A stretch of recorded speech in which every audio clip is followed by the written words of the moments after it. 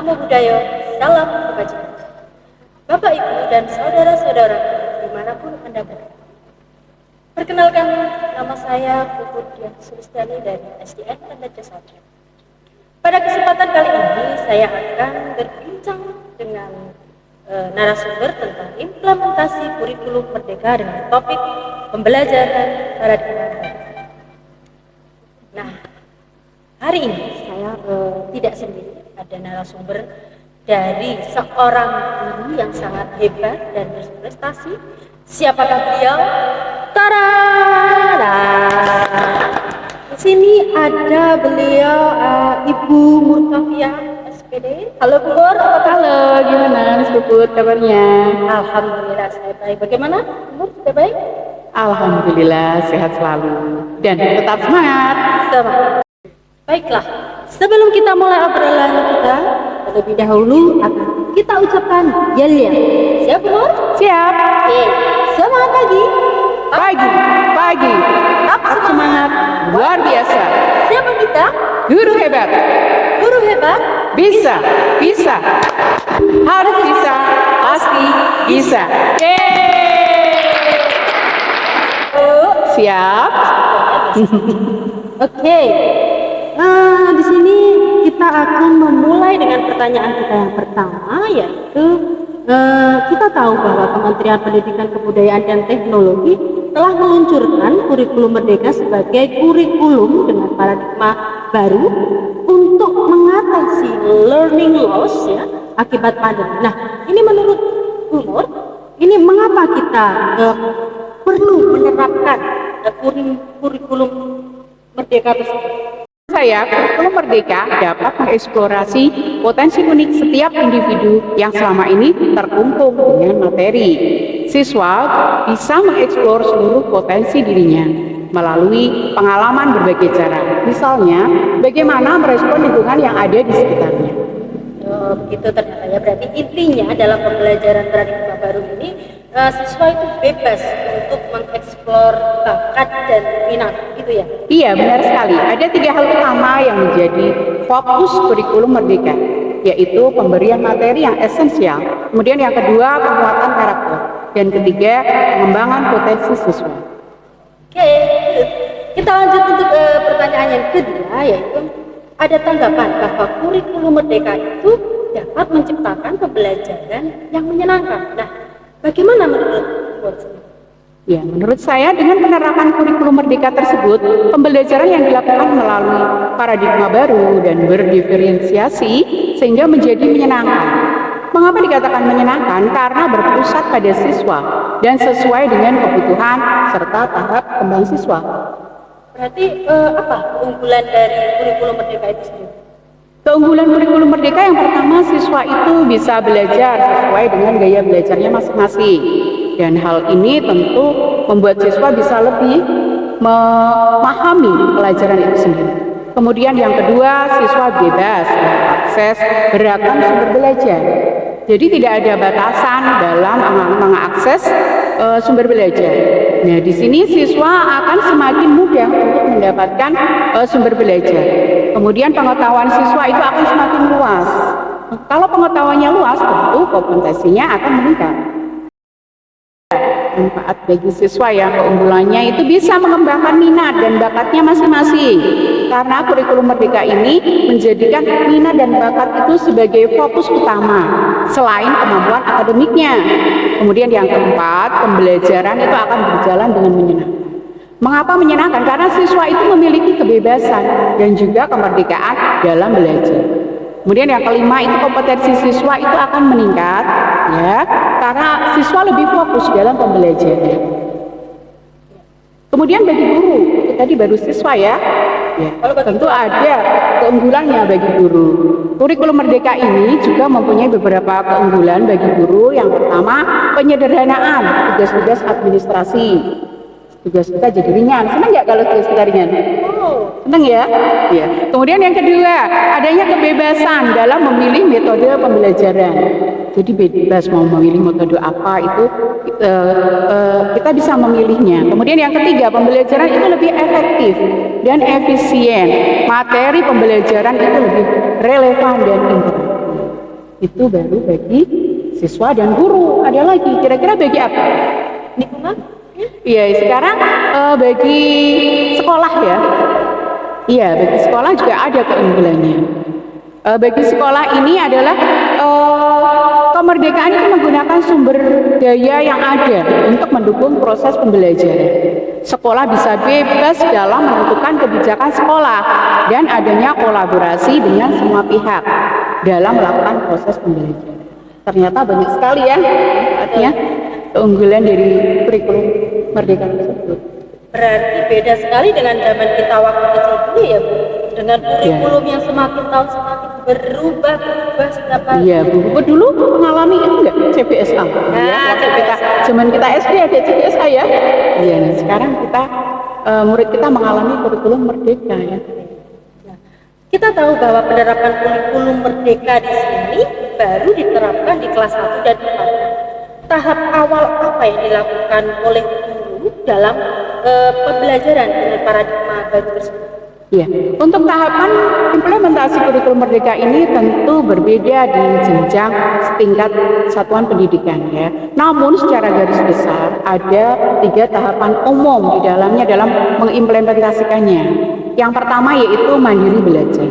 Nah, dalam mandiri belajar ini artinya memberikan kebebasan kepada satuan pendidikan dalam melaksanakan pembelajaran yang berlandaskan kurikulum Merdeka. Nah, untuk kelas 1 dan 4 itu boleh menerapkan beberapa prinsip dalam kurikulum Merdeka tanpa harus mengganti kurikulum yang dipakai sebelumnya. Kurikulum 13 ya, 2013. Kemudian yang kedua yaitu mandiri berubah.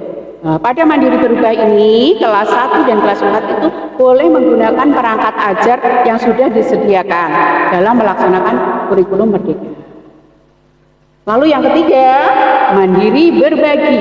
Di mandiri berbagi ini, setiap satuan pendidikan diberi kesempatan untuk bisa membuat sendiri perangkat ajar dalam melaksanakan kurikulum Merdeka. Tambah pusing atau tambah seperti apa ini ya, udah seperti ini ya. Nah, terus untuk tahapan implementasi dalam kurikulum Merdeka ini merupakan suatu ketetapan yang baku ya bagi sekolahan ini. Bukan suatu ketetapan yang baku ya, karena setiap sekolah atau pemerintah daerah itu dapat mengembangkan tahapan implementasi itu sesuai kondisi dan kekhasan sekolah masing-masing. Jadi setiap guru dan sekolah itu memiliki kapasitas dan kesiapan yang beragam sehingga dapat mulai mengimplementasikannya pada tahap yang berbeda-beda serta beranjak dari ke tahap berikutnya itu dengan kecepatan yang berbeda-beda pula.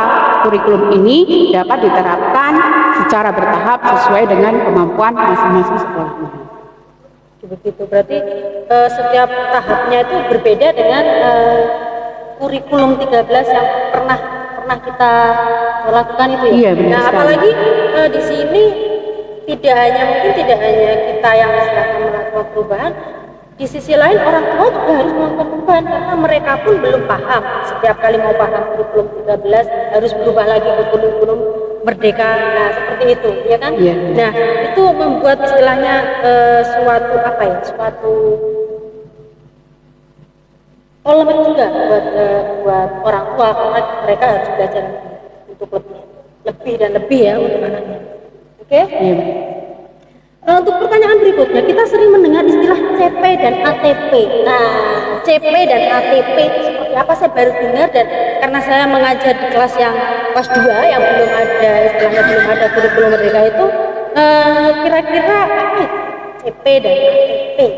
Iya, memang kurikulum Merdeka ini kita dengar istilah CP dan ATP ya.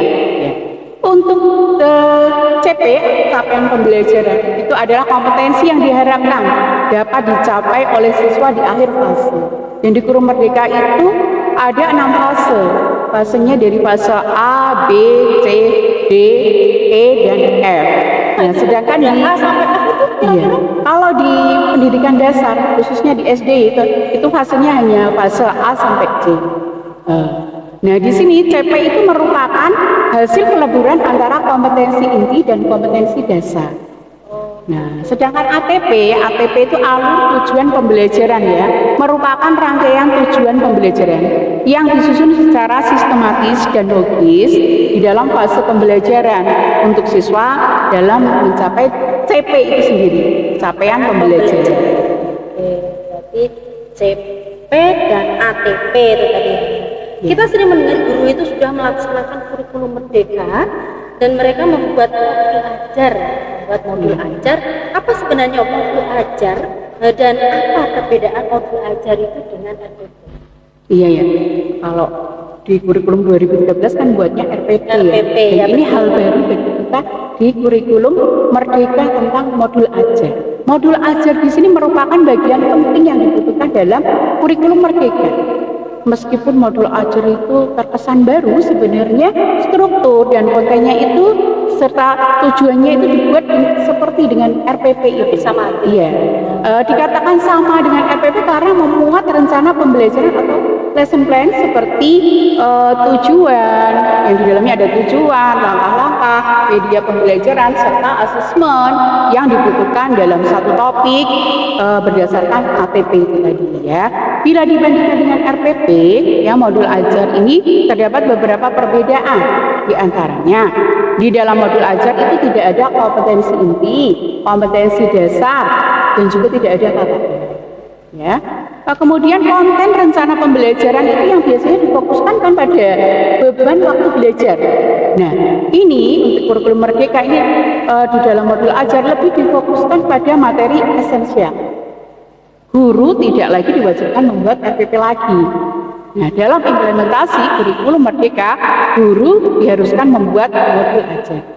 Harus tuh ya, sama seperti kurikulum 2013 yang diharuskan kita itu membuat sebuah RPP seperti pelajaran seperti itu ya. Tetapi modul ajar ini guru juga diberi kebebasan untuk mengembangkan komponen dalam isi modulnya itu sesuai dengan konteks lingkungan dan kebutuhan dari peserta. Oke, semua sekolah itu sedang heboh ini melakukan gelar karya ini. Mengapa di dalam kurikulum merdeka itu harus ada yang namanya gelar karya? Gelar karya ya. Memang benar ya, gelar karya itu merupakan salah satu poin penting dalam implementasi kurikulum merdeka. Gelar karya adalah pengakuan formal yang diberikan kepada siswa yang berhasil menyelesaikan proyek ya atau karya nyata yang signifikan. Nah, proyek atau karya ini bisa berupa pengembangan produk, bisa proyek sosial atau karya seni. Nah, gelar karya ini memberikan nilai tambah dalam proses pembelajaran dengan memberikan motivasi intrinsik kepada siswa untuk mencapai tujuan akademik mereka. Nah, salah satu manfaat utama dari kurikulum merdeka ini dengan gelar karya adalah memberikan kesempatan kepada siswa untuk mengembangkan keterampilan nyata yang dibutuhkan di dunia kerja. Ya, jadi ini perlu kita pertimbangkan di dunia kerja nanti anak sudah benar-benar bisa mandiri gitu ya. Jadi mungkin anak-anak itu sudah istilahnya kreatif, inovatif seperti itu. Nah, ya. Kemudian untuk peran guru di sini tidak lagi hanya sebagai sumber pengetahuan, tetapi guru di sini sebagai fasilitator dan pembimbing dalam mengembangkan kreativitas siswa, ya, serta bertanggung jawab untuk membantu siswa dalam merumuskan proyek atau karya yang relevan, kemudian menyediakan sumber daya dan memberikan arahan yang diperlukan kepada siswa.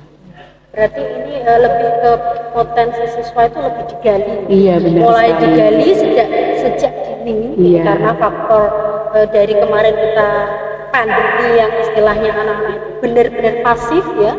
Jadi gini dengan perubahan kurikulum yang seperti ini mungkin anak-anak akan bangkit kembali gitu ya. Nah, baiklah Bu Nur, terima kasih banyak atas bincang-bincang kali ini.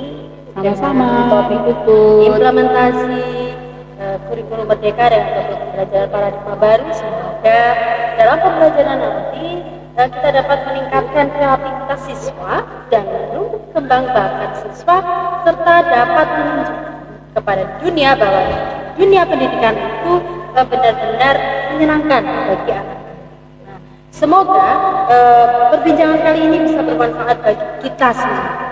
Sampai ketemu di lain kesempatan. Sebagai penutup, marilah kita menyanyi bersama lagu Profil Pelajar Pancasila. Siap, Bu Mur? Siap. Oke.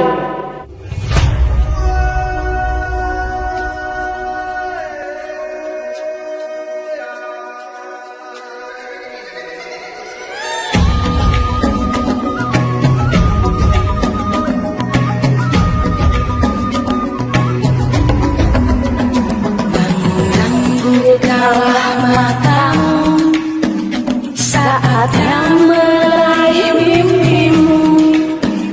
Arahkan pandangan ke depan, Tuhan akan menuntunmu. Sadarilah masa